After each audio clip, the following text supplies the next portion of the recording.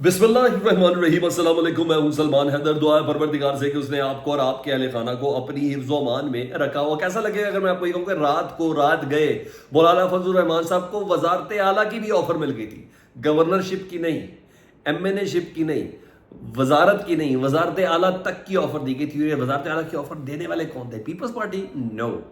नून league? वो भी नहीं जी।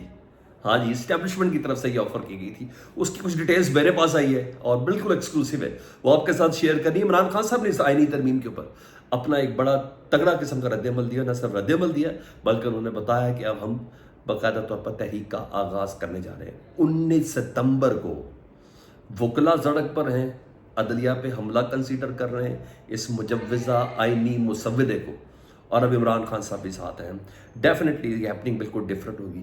इमरान खान साहब का आज की तारीख में मिलिट्री ट्रायल के लिए कोई मामला ज़ेर कंसीडर नहीं है, कोई और नहीं। जी हाँ, इस्टेब्लिशमेंट की मुतल्लका वजारत, जी हाँ, वजारत दिफा का नुमाइंदा आज अदालत के अंदर कह रहा है। ठीक है, आज की तारीख लफ्ज़ इस्तेमाल करनी, कल को कुछ भी चेंज हो जाए तो इट्स अनदर थिंग। यहाँ ये चीज़ है, इस्टेब्लिशमेंट का एक अहम तरीन मोहरा, जी हाँ, हुकूमत पर हमलावर है और एक के बाद एक है। यानी बावर कराया जा रहा है कि 2% की भी हैसियत नहीं है, जी हाँ, सियासतदानों की। अब हम करके आपको बताएंगे, ये भी डिटेल आपके सामने है। तो रिक्वेस्ट ये है, तफसील में जाने से पहले चैनल देखें तो चैनल सब्सक्राइब कर दें ताकि मेरा और आपका ये राब्ता रहे। सबसे पहले जी वो पर्दे से रख रहे हैं, वक्त जिस तरह गुजर रहा है, आहिस्ता आहिस्ता चीज़ें सामने आती नज़र आ रही हैं। कहाँ पर क्या हो रहा था, क्या साजिशें की जा रही थी, क्या ऑफर्स की जा रही थी, कहाँ डराया जा रहा था। 7 अफराद का तो वैसे ही आज पाकिस्तान तहरीक इंसाफ ने असम्बली के फ्लोर पर ही बता दिया ना, सद कैसा उन्होंने कि पंजाब हाउस में उनको उठा के लेके गए हैं। और बहरहाल मौलाना फजलुर रहमान साहब की हिमायत हासिल करने के लिए क्या था, ऐवान इक़्तिदार की कहते हैं गुलाम गर्दिशों में क्या क्या होता रहा, वो पर्दे खुल के सामने आ रहे हैं। अब हाल अहवाल सामने आया तो पता चला कि मौलाना फजलुर रहमान साहब की हिमायत इतनी ज़रूरी है, उसके बदले सबसे पहले हुकूमत वक्त ने, जी हाँ, KPK की गवर्नरशिप के हवाले से मौलाना साहब ने ये जो एक पैकेज सर्टन डिस्कस हुआ था उसमें उन्होंने नोटिंग कर दी थी। मौलाना साहब के ने एक डिमांड की थी कि हमें मुझे KPK की गवर्नरशिप, जो सारी खबरें चली थी कि KPK की मुझे गवर्नरशिप चाहिए। असद महमूद जो बेटे हैं, जिनको ले के जहन में रखिएगा, मोहसिन नकवी साहब सो कॉल्ड वज़ीर दाखिला लेकिन इस्टेब्लिशमेंट के नुमाइंदे, वो जो लॉन में वॉक कर रहे थे, असद महमूद, जो फुटेज वगैरह चली थी, मौलाना के साहबजादे, KPK की गवर्नरशिप और उनके बेटे असद महमूद की पार्लियामेंट में वापसी, और सिर्फ वापसी नहीं, वफाकी काबीना में उनको शामिल करने का मुतालबा था मौलाना की सब तरफ से। यहाँ तो हुकूमत की तरफ से मुतालबा था, हर चीज़ मान ही लेनी थी, सिर्फ गवर्नरशिप के लिए पीपल्स पार्टी से बात करनी थी। तहरीक इंसाफ के पास जो पोजीशन थी, उस पोजीशन में उन्होंने असद महमूद को MNA बनाने की ऑफ़र की थी पाकिस्तान तहरीक इंसाफ ने। पीपल्स पार्टी ने असद महमूद को सिंध से सेनेटर बनाने की ऑफ़र की थी। देखिए जनाब, एक ऑफ़र गवर्नमेंट की तरफ से, नून लीग की तरफ से, एक ऑफ़र पीपल्स पार्टी की तरफ से, एक ऑफ़र पाकिस्तान तहरीक इंसाफ से। यानी हर चीज़ कुछ दो पे लो वाला मामला था। लेकिन सर सबसे अच्छी ऑफ़र और सबसे ज़बरदस्त किस्म की ऑफ़र थी, वो थी मोहसिन नकवी साहब की तरफ से। क्या मोहसिन नकवी साहब एज अ वज़ीर दाखिला किसी कैपेसिटी में है कोई ऑफ़र दे सके? तो साइन तगड़े हो ना तो फिर ऑफ़र भी तगड़ी होती है, ये देखा जाता है। तो फिर ऐसा ही है जी, मोहसिन नकवी साहब ने बलूचिस्तान की वजारत आला, सर मैं 200% आपसे कंफर्म कर रहा हूँ, मोहसिन नकवी साहब ने एज आ नुमाइंदा इस्टेब्लिशमेंट बलूचिस्तान की वजारत आला की ऑफ़र दी थी।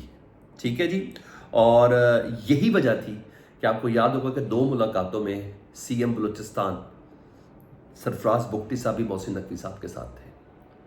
यही वजह थी। नहीं तो मुझे सिर्फ ये बता दें कि पार्लिमान वफाक का मामला है, आईनी तरमीम का मुसव्वदा है, उसमें सरफराज बुगटी साहब का क्या काम है?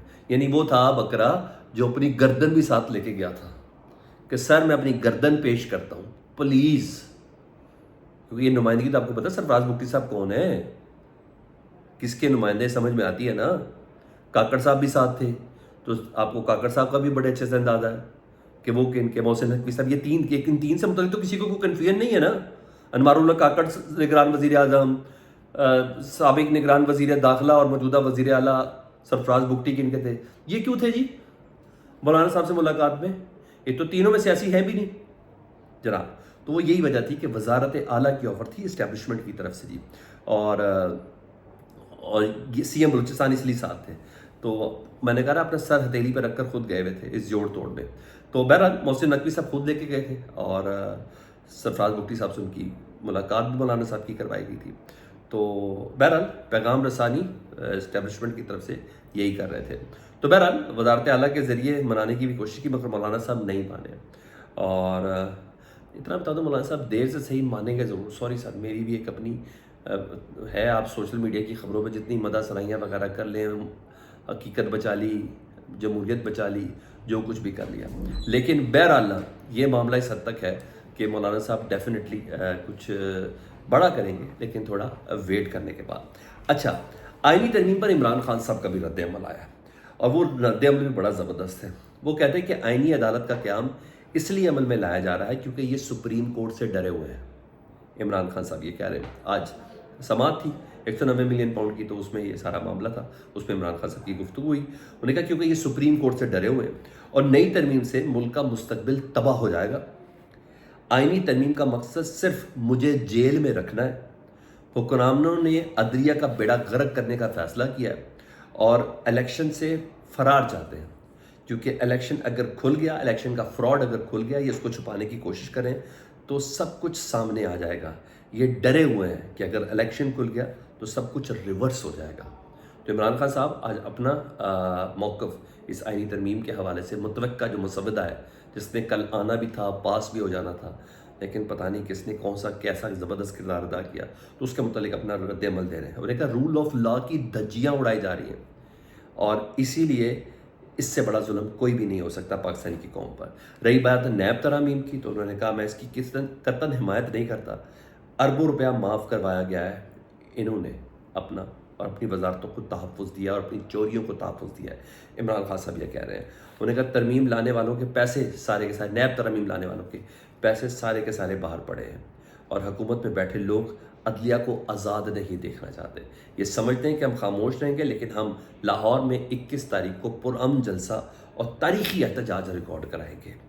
اور ویسے میرے پاس خبر یہ ہے کہ 19 ستمبر کو جو وکلا تحریک ہے نا، اس کے ساتھ عمران خان صاحب یعنی پاکستان تحریک انصاف بھی اپنے احتجاج کو شامل کرنے جا رہی، کیونکہ وکلا کا ایک ایک نمائندہ اس قانون سازی کے متوقع مسودے کو، جو اس وقت سوشل میڈیا پر سامنے آیا ہوا ہے اور اب مین اسٹریم میڈیا پر بھی سامنے آیا ہے، اس کو جوڈیشری کے اوپر اب تک کا سب سے تگڑا حملہ تصور کر رہے ہیں.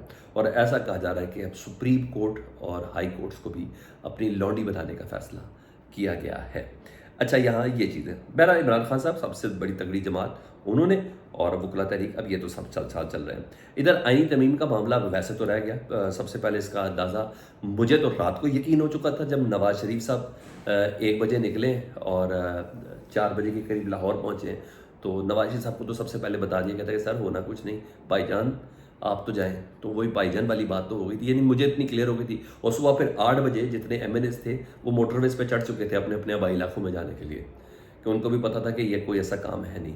تو بس بہرحال آپ اور مجھے 12:30 بجے تک انتظار کرنا تھا. خیر تقاریر جو ہوئیں اسمبلی کے فلور پہ تو ہوئیں، لیکن عرفان صدیقی صاحب جو کل صبح تک یہ کہہ رہے تھے کہ ہماری پورے معاملات پورے ہیں، ووٹس ہمارے پورے ہیں، مولانا صاحب ہمارے ساتھ ہر معاملے کے اندر بالکل سہمت ہے، اور آج ہم ہر حال میں یہ آئینی ترمیم پاس کروا لیں گے. وہ عرفان صدیقی صاحب کہتے ہیں کہ کوئی جیت ہار نہیں ہے، چلو 10 دن بعد ہو جائے گا. بھائی ان کے کہنے سے کہ آپ 20 دن کر لیں، آپ 10 دن کر لیں، اور عرفان صدیقی صاحب کو پتا ہوگا یہ ترمیم کا بانی ہے. حیران کی یہ بات ہے، ان کو دوپہر کو 12 بجے پتا چلا ترمیم کا بانی ہے. رات کو نواز شریف صاحب کو فون کر کے پوچھ لیتے تو وہی بتا دے کہ عرفان صاحب میں موٹر وے پر ہوں، مجھے آپ سب سے پہلے پتا چلا ہے کہ ترمیم کب آنی ہے اور کیسے آنی ہے. تو بہرحال یہاں یہ چیز ہے. اور اب یہ کہا جا رہا ہے کہ پرائم منسٹر نے امریکہ جانا ہے، اور 24 ستمبر کو وہ امریکہ جا رہے ہیں. اقوام متحدہ کی سلامتی کونسل کا اجلاس ہے، اور یہ ستمبر میں تو ہوتا ہوا نظر آ نہیں رہا کہ دوبارہ مسودے سے متعلق کوئی بحث وغیرہ شروع ہوگی. لیکن بہرحال اکتوبر آ جائے گا، اور اکتوبر میں تو ویسے بھی بڑی اہم ترین تعیناتی ہونی ہے، جس میں قاضی فائزہ صاحب وغیرہ بہت سی چیزیں سیٹل ہونی، اہم تبدیلیاں ہونی ہیں. اور وکلا نے 19 ستمبر کو ویسے ہی لاہور میں تحریک کا اعلان کر دیا ہے. تو یہ پوزیشن ہے. ہاں، فیصل واڈا صاحب یاد تو آپ کو آ رہے ہوں گے. جی ہاں، فیصل واڈا صاحب نے حکومت کو نااہل قرار دیا ہے. اس آئینی ترمیم کے نہ ہونے پر ان کو نکمہ قرار دیا ہے. انہوں نے کہا ان سے یہی توقع کی جا سکتی تھی، یہ سیاست کے چیمپئن بن کے آ رہے ہیں، ان سے ذرا پوچھ لیں۔ اور سر یہ فیصل واڈا صاحب نہیں کہہ رہے، یہ پاکستان کی اسٹیبلشمنٹ کی طرف سے مکمل طور پر حکومت کو ناکامی کا ذمہ دار ٹھہرایا جا رہا ہے، پاکستان کی اسٹیبلشمنٹ کی طرف سے۔ فیصل واڈا میں اتنا تپڑ نہیں ہے، ان کے بھی سائیں تگڑے ہیں، تو فیصل واڈا کے منہ کی طرف سے اسٹیبلشمنٹ کی جانب سے کہا جا رہا ہے کہ یہ موجودہ حکومت، یہ سسٹم، یہ سیاسی چیمپئن، یہ تمام کے تمام ناکام ہیں۔ مطلب اسٹیبلشمنٹ اس آئینی ترمیم کے حوالے سے کل کی ایپیسوڈ کی اونرشپ نہیں لے رہی۔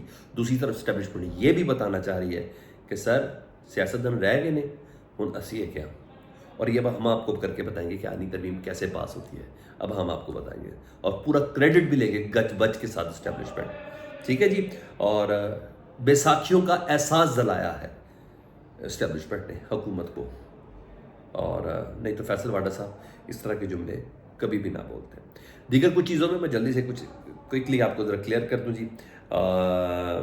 عمران خان صاحب نے باقاعدہ طور پر 190 million pound case Imran Khan اور بشرا بی بی صاحبہ نے، انہوں نے نیب اصلاحات کے بعد اسلام آباد ہائی کورٹ سے انہوں نے رجوع کیا ہوا تھا جی، وہ رجوع کر لیا آج دوبارہ، کیونکہ احتساب عدالت میں انہوں نے کہا تھا کہ اب نیب اصلاحات ہو چکی ہیں، تو اس کے بعد 190 ملین پاؤنڈ جو کیس ہے نیب ترامیم کے بعد وہ ایلیجیبل نہیں ہے یا سنا جائے، لیکن احتساب عدالت صاحب نے کہا تھا اتنی پیش کی، اتنی سنوائی، اتنے گواہ آ چکے کہ نہیں اب ہم یہ کریں گے، تو اسلام آباد ہائی کورٹ میں چیلنج کر دیا۔ میں آپ کو تو موسٹ پرابلی اسلام آباد ہائی کورٹ جو ہے وہ اس اپلیکیشن کو ایکسیپٹ کرے گا، کیونکہ احتساب عدالت نے اس اپلیکیشن کو ریجیکٹ کر دیا تھا، تو اب احتساب عدالت کا فیصلہ چیلنج کر دیا گیا ہے، یہاں یہ پوزیشن ہے۔ دوسرا رہی بات ملٹری کورٹس میں عمران خان صاحب کے ٹرائل کے حوالے سے، تو میں آپ کو بتاؤں وزارت دفاع سے جواب جمع منگوایا تھا، وہ جمع ہو چکا ہے جی۔ ایڈیشنل اٹارنی جنرل نے کہا ہے کہ آج کی تاریخ میں ملٹری کی تحویل کے حوالے سے نہ کوئی درخواست ہے عمران خان صاحب کے حوالے سے کہ ان کو ملٹری کی تحویل دینا چاہیے، تو عدالت نے بہرحال کل تک مزید بریفنگ بھی مانگ لی ہے، تو یہاں یہ چیز پوزیشن اس وقت چل رہی ہے۔ تو یہ اپڈیٹس ہیں جی۔ آنے والے 10 دنوں کے لیے میرا خیال ہے پاکستان تحریک انصاف کو اپنے اراکین معزز اراکین پارلیمان کو تھوڑا ذرا حفاظت میں بھی رکھنا ہے، ان کو چھپا کے بھی رکھنا ہے، کہیں اٹھائے نہ جائیں، کہیں بگائے نہ جائیں، کہیں آفر نہ آ جائے، کیونکہ آج اسمبلی کے فلور پر اسد کیسر صاحب کہتے ہیں ہمارے 6 سے 7 افراد ایسے ہیں جو اٹھائے بھی گئے ہیں، اور جن میں سے کچھ کے متعلق ان کو پنجاب ہاؤس میں باندھ کے رکھا ہوا ہے۔ یہ تمام چیزیں خیر چل رہی ہیں۔